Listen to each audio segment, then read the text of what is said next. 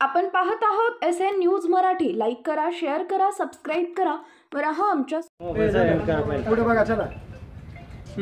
सांगोल्यात जे भगरपेठातून जे वीज बाधा झाले त्यावर आपलं मत. आज दिनांक 4/10/2024 रोजी मिळालेल्या माहितीनुसार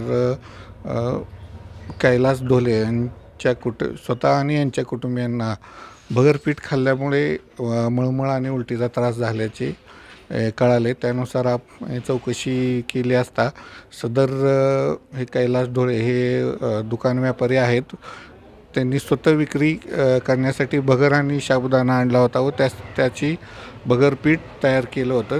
ते भगरपीठ त्यांनी रात्री भगरपीठ त्याची भाकरी करून खाल्लेली आहे.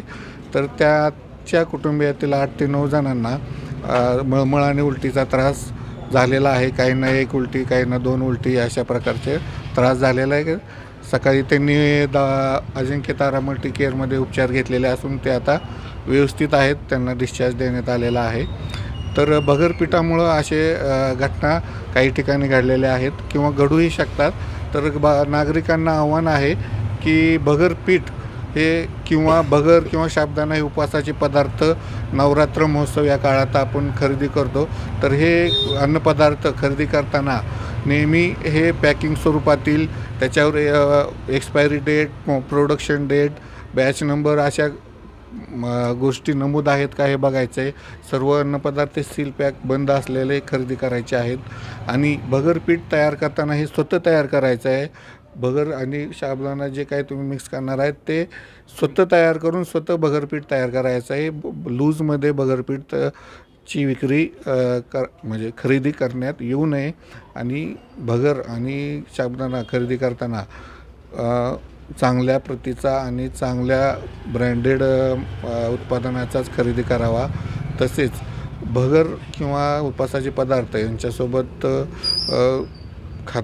सोबत अन्नपदार्थ हे आंबट असे पदार्थ खाण्यात येऊ नयेत किंवा डाळीच्या शेंगदाण्याची आमटी ह्याच्यामुळे ॲसिडिटीचा प्रकार वाढण्याचा प्रकार होतात. त्यामुळं उलटी, मळमळ हे प्रकार जाणवतात.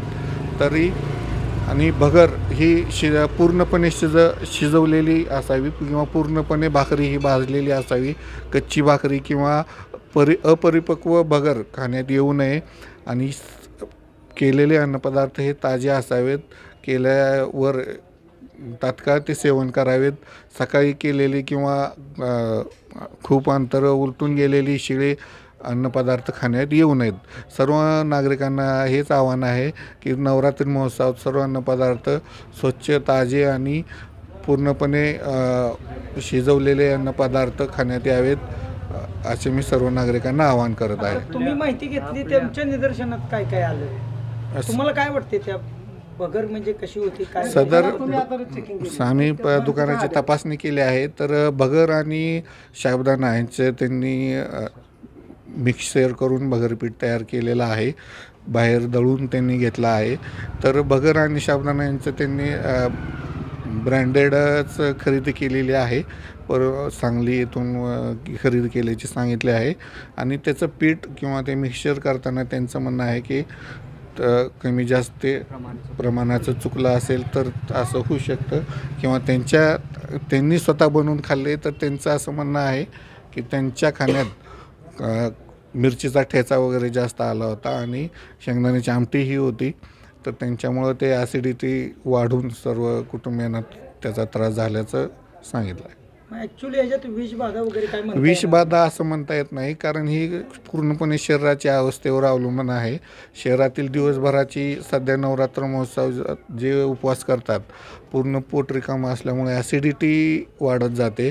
त्यामुळं भगर पचनाला अपरिपक्व असेल किंवा ही भगर पचायला किंवा सोबत शेंगदाण्याची आमटी असे खाल्ले असेल तर ॲसिडिटी ही उफाळून येते आणि त्यामुळे मळमळ आणि उलटी त्रास जाणवतो. याआधी आपल्या ऑफिसकडून दुकानाची तपासणी वगैरे काय केलेली आहे? आपल्या नेहमी नवरात्र महोत्सवाच्या निमित्तानं या आपल्या तपासण्या हे कंटिन्यू चालूच असतात. मधून अधून प्रत्येक ठिकाणी आम्ही भेटी देऊन पदार्थाचे सॅम्पल घेत असतो. सांगोले ते केलेले आहेत, काय मागच्या 15 दिवसाखाली केले असतील. मग असतील का केले? मी आता माझ्याकडं हे नाही आता तर तुम्ही म्हणला 15 केल्यात. दिवसापूर्वी केलेत पण आत्ता माझ्याकडे डाटा नाही आहे, मी तुम्हाला सांगेन. त्याचं डिटेल द्या ना थोडं तर. आत्ता माझ्याकडे नाही आता आहे. या दुकानात केलं तसं. आत्ता आमच्या नेहमी वरचेवर तपासण्या चालू तुम्ही तर असतात म्हणला ना, 15 आमच्याकडं. दिवसापूर्वी आम्ही चेकिंग केले. असं नाही, आम्ही काय प्रत्येक दुकान चेक करत नाही. लायसनधारक दुकानदार किती? सांगू याची माहिती आमच्याकडे नसते, ते सहाय्यक आयुक्तांकडे असते की किती दुकानं आहेत, किती वेगवेगळ्या प्रकारच्या आस्थापना आहेत, त्यांची माहिती सहाय्यक आयुक्तांच्या पोर्टलला असते. ते सगळं अभिलेखाकालीन अभिलेखानुसार सांगता येईल तुम्हाला. चहामध्ये सुद्धा अनेक वेगवेगळ्या प्रकारच्या पावडर वापरल्या जातात, ह्याबद्दल काय सांगू शकता? त्याबाबतची तुम्ही तक्रारी द्या, त्याबाबतच्या तक्रारी द्या, आपण त्यांची तपासणी करू. थँक्यू.